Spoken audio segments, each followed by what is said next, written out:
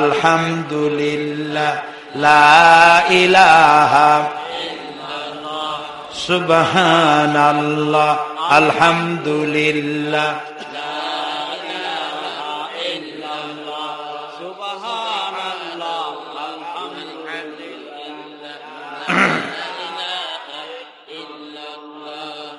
প্রিয় ভাই সব,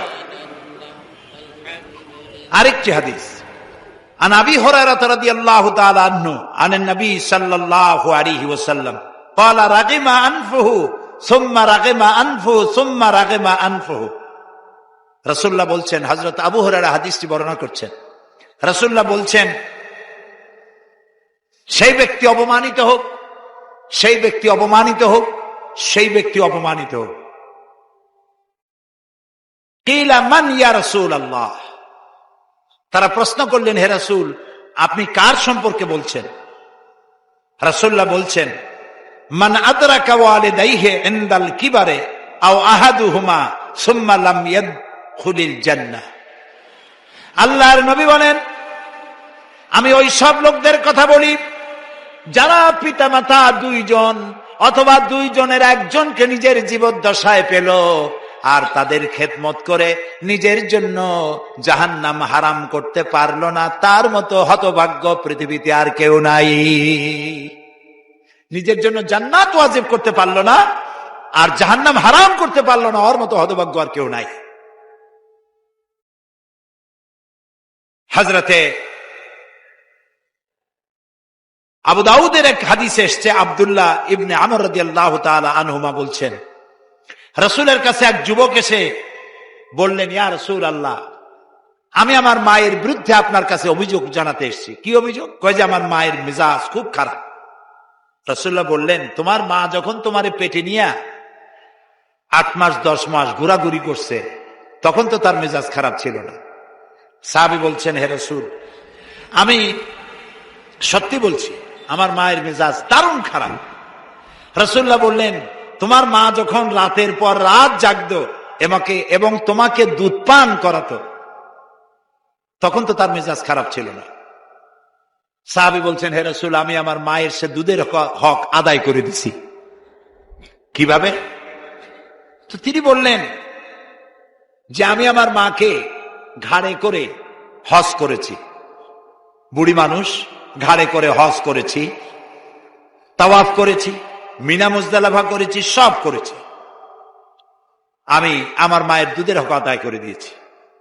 প্রিয় নবী সাল্লাল্লাহু আলাইহি সাল্লাম বলছেন, তুমি কি তোমার মায়ের সেই কষ্টের বদলা দিতে পারো যা তুমি তোমার মা তোমাকে ভূমিষ্ঠ করার সময়, প্রসব করার সময় তোমার মা যে কষ্ট করেছিল, তুমি কি সারা জীবনেও সেইটার প্রতিদান দিতে পারবে? সুবহানাল্লাহ। এই জন্য মা বাপের প্রতি ইহসান করতে হবে, তাদেরকে ভালোবাসতে হবে। তবে এরকম বহু লোক আছে আমাদের মধ্যে যে মা বাপকে খারাপ ব্যবহার করেছে, ইতিমধ্যে মা বাপ মারা গেছে। হইতে পারে এরকম লোক মাহফিলের মধ্যে আছে, মা বাপ মারা গেছে, এখন আজকেই ওয়াজ শুনলো, মা বাপের জন্য খেদমত করা ছিল ফরজ, এই দায়িত্ব তো পালন করতে পারি নাই, এখন কি হবে? রাসূলুল্লাহ বলছেন, মাতা পিতার মৃত্যুর পরে সন্তানের 4টি হক আছে। কয়টি হক? মুখস্থ করেন, কয়টি হক?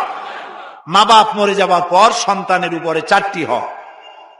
একটা হলো খেসার আদ-দুআউ লাহুমা, মা বাবার জন্য দোয়া করা, ওয়াল ইস্তিগফারু লাহুমা, এবং তাদের জন্য আল্লাহর কাছে ক্ষমা চাওয়া, ওয়া ইনফাদু আহদিহিমা, এবং তাদের ওয়াদাকে পূরণ করে দেওয়া, ওয়া ইকরামু সাদিকিহিমা, আর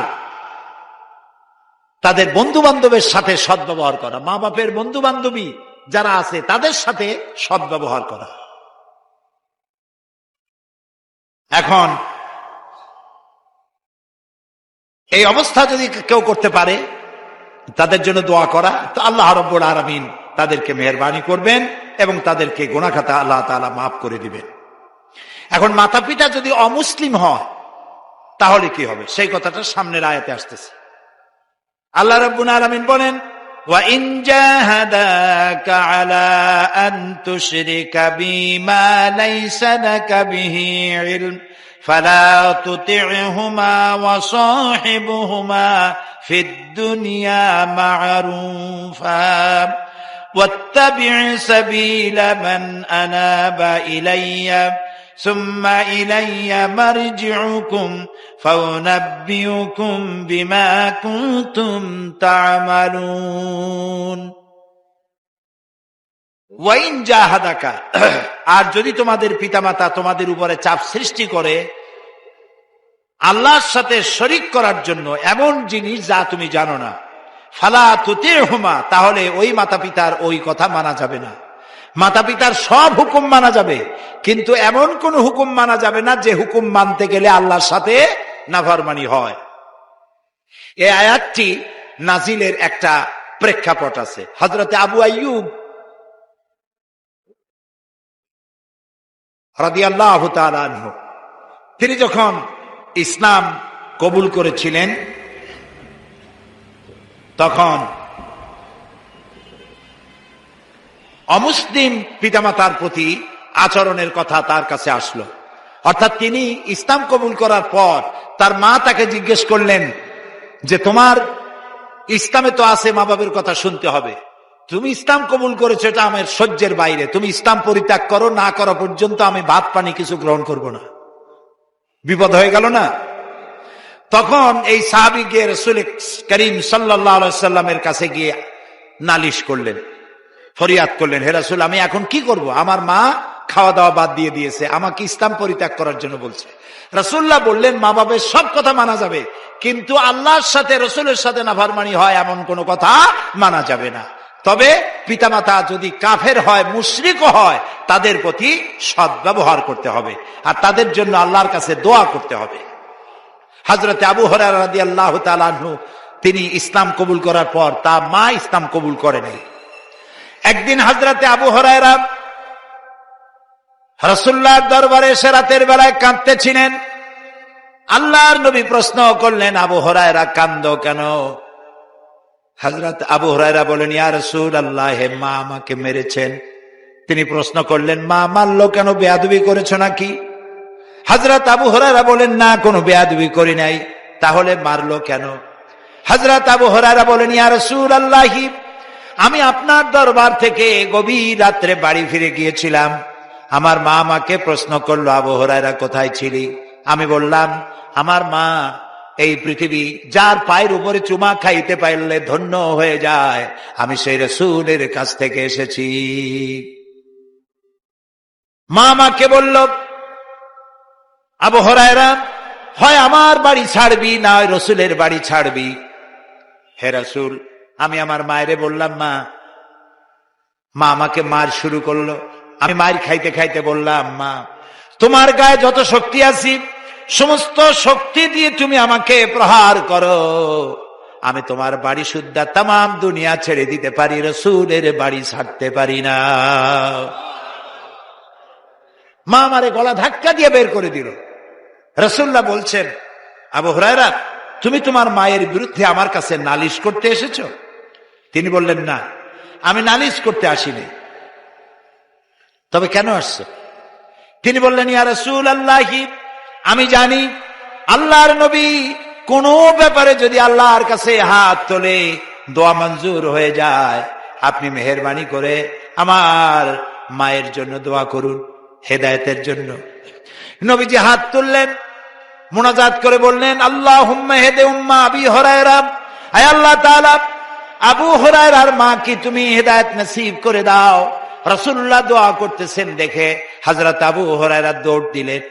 কয়েকজন সাহাবী পিছন থেকে টেনে ধরলেন। আবু হুরায়রা, দৌড়াও কেন? কোনো বিপদ হলো নাকি? কয় না, বিপদ হয় নাই, আমারে দৌড়াতে দাও। আমি দৌড়াইয়া বাড়ি যে দেখতে চাই। আমি দৌড়াইয়া বাড়ি গেলাম আগে না, আমি বাড়ি পৌঁছবার আগে আল্লাহর নবীর দোয়া আমার বাড়ি পৌঁছে গেছে, ওইটা দেখতে চাই। হযরত আবু হুরায়রা বলেন, আমি বাড়ি গিয়ে দরজায় নক করলাম, আওয়াজ এলো, কে? আমি বললাম, মা আবু হুরায়রা, ফিরে এসেছি। মা বলল, বাবা অপেক্ষা করো, দরজা খুলে দিতেছি।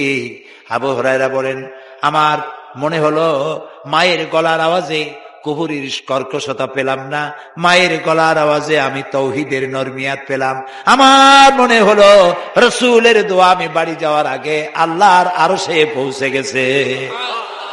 মা আমার দরজা খুলে বাইরে বেরিয়ে চলে এসেছেন।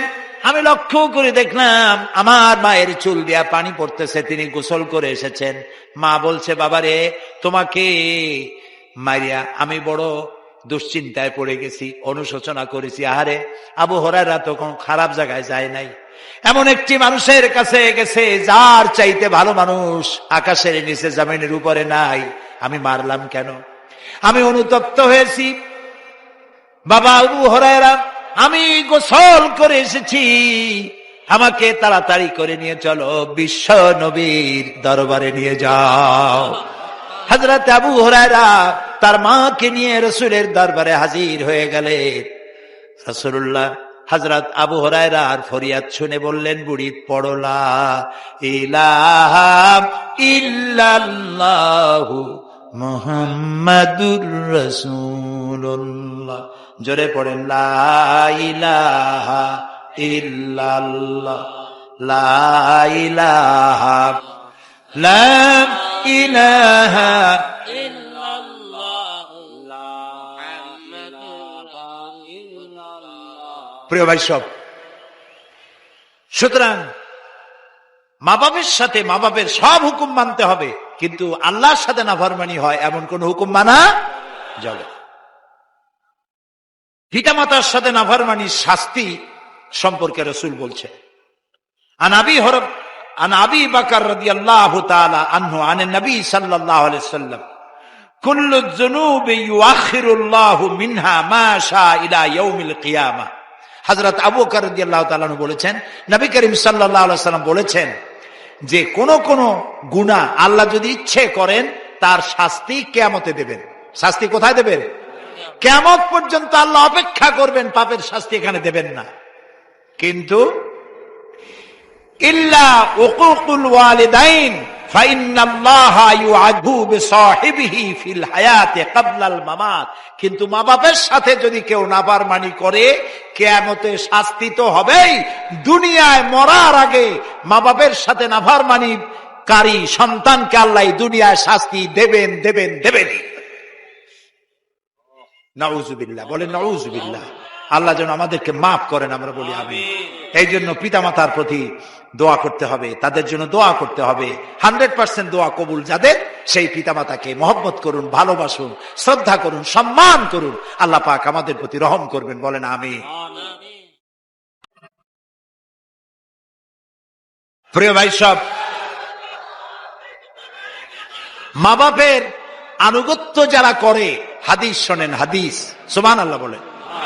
মা বাপের আনুগত্য যারা করে তাদের সম্পর্কে রাসূলুল্লাহ বলছেন, আন ইবনে আব্বাস রাদিয়াল্লাহু তাআলা আনহুমা قال قال رسول الله صلى الله عليه وسلم من اصبح مطيعا لله في والديه, যে ব্যক্তি মাতা পিতার সম্পর্কিত আল্লাহর নাজিলকৃত হেদায়েত মানা অবস্থায় সকাল করলো, আসবাহা লাহু বাবানে মাফতুহানে মিনাল জান্নাহ, ওই সন্তানের জন্য সকাল বেলায় আল্লাহর জান্নাতের দুইটা দরজা খোলা হয়ে যায়। ওয়ামান আসবাহা আসিয়ান লিল্লাহি ফি ওয়ালিদাইহি আসবাহা লাহু বাবানে মাফতুহানে মিনান নার, আর যদি কোন সন্তান আল্লাহর সাথে নাফরমানি করলো, মা বাপের সাথে নাফরমানি করে সকাল করলো, তার জন্য জাহান্নামের দুইটা দরজা খোলা হয়ে যায়। আর রাসূলুল্লাহ বলছেন, যদি মা বাপের মধ্যে একজন বেঁচে থাকে আর তার আনুগত্য করে সকাল করে, তার জন্য একটা জান্নাতের দরজা খুলবে। আর যদি নাফরমানি করে বেঁচে থাকে যদি মা বাপের একজন, জান্নাত জাহান্নামের একটা দরজা খোলা হয়ে যাবে। বলি নাউযুবিল্লাহ। আল্লাহর নবী বলেন, মা মিন ওয়ালাদিন বারিন ইয়ানজুরু ইলা ওয়ালিদাইহি নাযরাতা রাহমাতিন ইল্লা কাতাবাল্লাহু বিকুল্লি নাযরাতিন হিজ্জাতান। আল্লাহ তাআলা বলেন হিজ্জাতাম মাবরুরাতান। আল্লাহর নবী বলেন, যদি কোন সন্তান, কোন সুসন্তান তার পিতা মাতার প্রতি মহব্বতের নজরে, ভক্তির নজরে যদি একবার তাকায়, আল্লাহর নবী বলেন ওই সন্তানের আমল নামায় একটা কবুল নফল হজের সব লেখা যাবে। অন্তত 50,000 টাকা খরচ করে উমরা করতে যাবেন, নফল হজ করতে, 50,000 টাকার একটা নফল হজ আদায় করলে যে সওয়াব হবে, মা বাপের দিকে ভক্তির নজরে একবার তাকালে সেই সওয়াব হবে। একজন সাহাবী প্রশ্ন করলেন, ইয়া রাসূলুল্লাহ, কোন সন্তান যদি মা বাপের দিকে দৈনিক 100 বার তাকায় তো কি হবে? আল্লাহর নবী বলেন, আল্লাহর নিয়ামতের ভান্ডারে কোনো অভাব নাই। কোন সন্তান যদি মা বাপের দিকে 100 বার তাকায় ভক্তির নজরে, ভালোবাসার নজরে, আল্লাহ তাআলা ওই বান্দার আমল নামায় 100টা কবুল নফল হজের সব লিখে দিবে। পিতামাতার সাথে নাফরমানি করবেন না।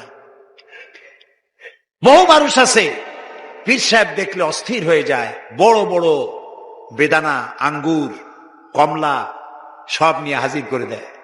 আমার কোনো আপত্তি নেই, আপনি দেন, আপনার পীর সাহেবকে দিবেনই তো। কিন্তু আপনার পীরের চাইতে দোয়া কবুল যে আপনার মায়ের বেশি হবে, এটা কি আপনি জানেন? এটা কি জানেন? আপনার যত বড় পীর সাহেব হোক, যত বড় মাওলানা সাহেব হোক, তার দোয়া আল্লাহর দরবারে কবুল হতেও পারে, নাও হতে পারে। রাসূলুল্লাহ বলেছেন 3 জনের দোয়া আল্লাহর দরবারে কবুল হয়ে যাবে, 100% গ্যারান্টি। মাজলুম যদি দোয়া করে দোয়া মঞ্জুর হবে, মুসাফির যদি দোয়া করে দোয়া মঞ্জুর হবে, আর মা বাপ যদি সন্তানের জন্য দোয়া করে, আল্লাহর নবী বলেন দোয়া মঞ্জুর হয়ে যাবে। সব কমলা আর বেদানা নিয়ে পীর সাহেবরে খাওয়াইলেন, নিজের হাতে বেদানা ভাঙ্গা মায়ের মুখে তুলে দেন, আল্লাহর আরশ খুশি হয়ে যাবে।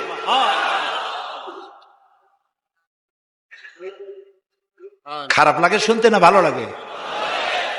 কপাল ভালো হোক সেই কথা আমরা বলতে চাই কোরআন আর হাদিস দিয়ে। আমরা আমাদের কিসমত খারাপ করে ফেলাইছি। যেখানে দোয়া কবুল করার, কবুল হওয়ার 100% গ্যারান্টি, সেখানে যাই না। আর পীর সাহেবের দাওয়াত করিয়া পোলাও, কোরমা, কালিয়া কোপ্তা, ফিরনি, জর্দা, গাপ, চালটা জম্বের খাওয়ান খাওয়া। আর মা বুড়া হয়ে গেছে, বাপ বুড়া হয়ে গেছে, একটু খাওয়াইতে পারেন না যত্ন করিয়া? বরং বলে বাপ বুড়া হয়ে গেছে, মা বুড়ি হয়ে গেছে, আগের মতো রোজগার করতে পারে না, মায়ে আগের মতো কাম করতে পারে না, বাপে আগের মতো রোজগার করতে পারে না। কয় বুড়া মরে না কে, বুড়ি মরে না কে? বড় কথা মতো মায়ের সাথে মুখ কালো করে থাকে, মায়ের সাথে ঝগড়া করে, কুলাঙ্গার সন্তান।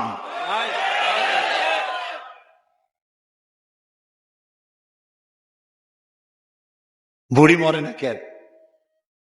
এই বুড়ি তোমার যখন অসুখ হয়েছিল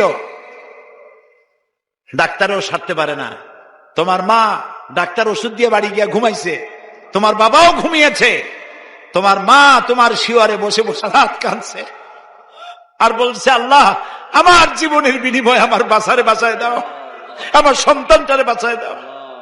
যে মা কানলো আর বললো, আল্লাহ আমার জীবনের বিনিময়ে আমার সন্তানটারে বাঁচাও, আর তুমি আজ বলছো বুড়ি মরে না কেন? কত বড় কপাল পোড়া, বেঈমান, নাফরমান। প্রিয় ভাই সব, হৃদয়ের সবটুকু আবেগ উজাড় করে দিয়ে বলছি, আমি পীর সাহেবদের বিরোধী নই, আমি নিজেও পীরের সন্তান।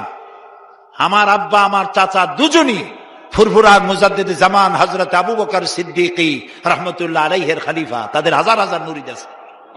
পীর মুরিদি আমিও করতে পারতাম। পীর মুরিদি শুরু করলে মুরিদের বাজার আমার কম গরম হইতো না বাংলাদেশে। আমি পীর বিরোধী নই, আমি আমাদের অভ্যাসে কিছু অভ্যাস খারাপ হয়েছে সেগুলিকে সংশোধন করতে চাই। পীরকে হাদিয়া দেন, দাওয়াত দেন, আমার কি আপত্তি তাতে? আমার আপত্তি দোয়া কবুল হবে যেখানে, সেখানে তো যাই না। যেখানে কবুল হওয়ার সম্ভাবনা কম হইতেও পারে, নাও হইতে পারে, সেইখানে সব পরিশ্রম, সেই জায়গায় যাইয়া পাও চাটেন, পায়ের উপরে কদম দিয়ে পড়ে থাকেন কেন? মা খাটের উপরে শোয়া আছে, খাটের নিচে আপনি বসেন, মায়ের পায়ের তলায় চুমা খান, জাহান্নাম হারাম করে দিবেন আল্লাহ তাআলা। পিতামাতার আনুগত্য করুন, ভালোবাসুন। কোরআন এবং হাদিসের শুধু মা বাপের কথা যদি বলতে থাকি রাত ফুরিয়ে যাবে, শেষ করতে পারবো না। প্রিয় ভাই, আল্লাহর নবী মসজিদে নববীতে বসে আছেন, সাহাবায়ে কেরাম সামনে বসা। একজন বুড়ি মসজিদে প্রবেশ করলেন, হযরতে নবীজি তাড়ায় গেলেন। কাছে আসার পর নবীজি গায়ের চাদরটা বিছায় দিলেন। সাহাবায়ে কেরাম অবাক হয়ে দেখতে লাগলেন। বুড়ি যখন চলে গেলেন, সাহাবীরা জিজ্ঞেস করলেন, ইয়া রাসূলুল্লাহ, একজন মেয়ে লোকের জন্য আপনার নিজের গায়ের চাদর বিছায় দিলেন, কিছুই বুঝতে পারলাম না। আল্লাহর নবী বলেন, সাহাবীরা, তোমরা চিনতে পারো না এই মহিলাকে? আমি আমার মায়ের যত্ন পাই নাই। মায়ের কোলে কাখে চড়ে মায়ের দুধ খেয়ে বড় হয় কেমনে, ওই যত্ন আদর আমার কিসমতে হয় নাই। যে মায়ের কোলে কাকে চড়ে, যে মায়ের বুকের দুধ খেয়ে আমি বড় হয়েছি, এনে আমার সেই দুধ মা হযরতে হালিমাতুস সাদিয়া। সময় মতো এক ফোঁটা দুধ যদি তোমার গলায় না ঢুকতো, তুমি গলা শুকিয়ে মরে যেতে। এই তোমার মা। সুবহানাল্লাহ। হাজারো কাজ ফালায় দেয়, সন্তান কান্দে। আমি চিন্তা করি, আল্লাহ কত দয়া দিয়েছেন মেয়ে লোকের কলিজায়। সুবহানাল্লাহ। পুরুষের পেটে যদি বাচ্চা হইতো, এরকম যদি নিয়ম থাকতো, বাচ্চা দুনিয়া আসার সাথে সাথে ঠ্যাং ধরে আসার মারতো, পেটের মধ্যে এত নড়ছিলি কেন? রান্না বান্না করিয়া মায় সকলের খাওয়াইয়া মা সকলের শেষে খায় না আগে খায়? বলেন, সবার শেষে খায়। তারপরে বাচ্চা কাঁদতেছে, বাচ্চাটারে কোলে নিয়ে খাইতে বসছে, ক্ষুধার্ত পেট, কোলের মধ্যে পায়খানা করে দিয়েছে বাচ্চা।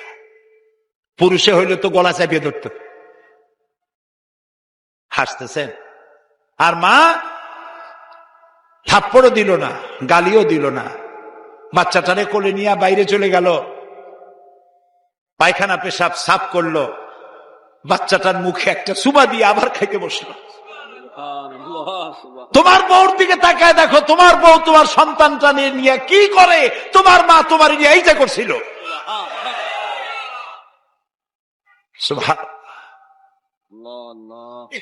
মোনাজাতের পরে আজান হবে, বা জামাত এশার নামাজ পড়ে যাবেন। আল্লাহুম্মা আমিন।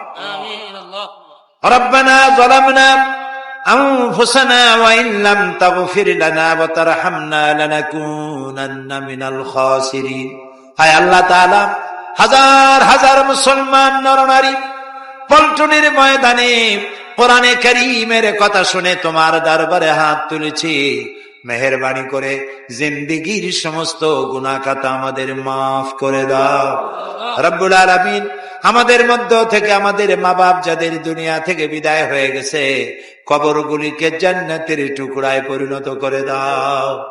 রব্বির হামহুমা কামা রব্বায়ানি সগীরা। সবাই পড়েন, রব্বির হামহুমা কামা রব্বায়ানি সগীরা।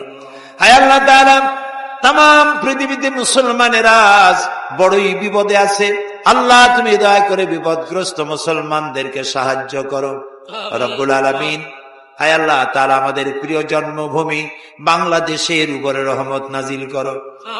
এই কোরআনে কারীমের মাহফিলকে আগামী আরো 2 দিন চলবে। আল্লাহ তুমি দয়া করে তোমার আপন কুদরতে মাহফিল পরিচালিত করে দিও। আল্লাহ তাআলা, তোমার বান্দারা তাদের বন্ধু বান্ধব নিয়ে প্রতিদিন হাজির হতে পারে, কোরআন শুনতে পারে, আমল করতে পারে, তৌফিক দান করে দিও। হায় আল্লাহ তাআলা, কোরআন শরীফের মাহফিলে যারা আসেন, এদের কাউকেই পথ খরচা দিয়ে আনা হয় না, খাইতেও দেওয়া হয় না, তোমার কোরআন শুনতে আসে। আল্লাহ, এই কোরআন পাগল মুসলমানদেরকে কোরআন বোঝার তৌফিক দান করে দাও, কোরআন আমল করার তৌফিক দান করে দাও। আল্লাহ তাআলা, ইসলামী পাঠাগার 28টি বছর ধরে কোরআনের এই খেদমত করছে তোমার দয়ায়। আল্লাহ তাআলা, তোমার বান্দাদের বসার জন্য বিশাল আয়োজন তারা করে। আল্লাহ তাআলা, তারা যেন ঋণগ্রস্ত হয়ে না থাকে, প্রতিদিন তোমার বান্দাদেরকে এদেরকে সাহায্য করার তৌফিক মন তুমি তৈরি করে দিও। আল্লাহ তাআলা, ইসলামী পাঠাগার ডেকোরেটরদের কাছে, মাইকের কাছে, লাইটের কাছে, প্রচার বিভাগের কাছে কোন রকম ঋণগ্রস্ত না থাকে, তোমার বান্দা বান্দিরা প্রয়োজন মাফিক পয়সা করি দিতে পারে, তৌফিক সকলকে দান করে দিও।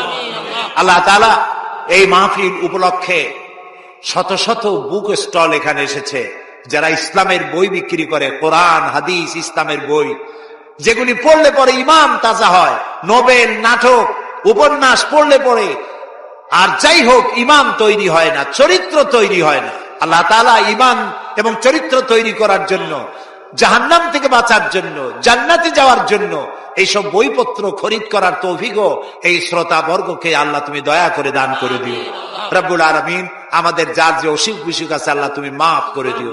আমাদের উপরে তোমার খাস রহমত আল্লাহ আমরা কামনা করছি। আল্লাহ তাআলা, হসপিটালে আমাদের অনেক রুগী আছে, তুমি জানো। আল্লাহ তাআলা তুমি দয়া করে হসপিটালে যারা রুগী আছে, রুগীদেরকে শেফায়ে আজেলা, শেফায়ে কামেলা দান করে দিও।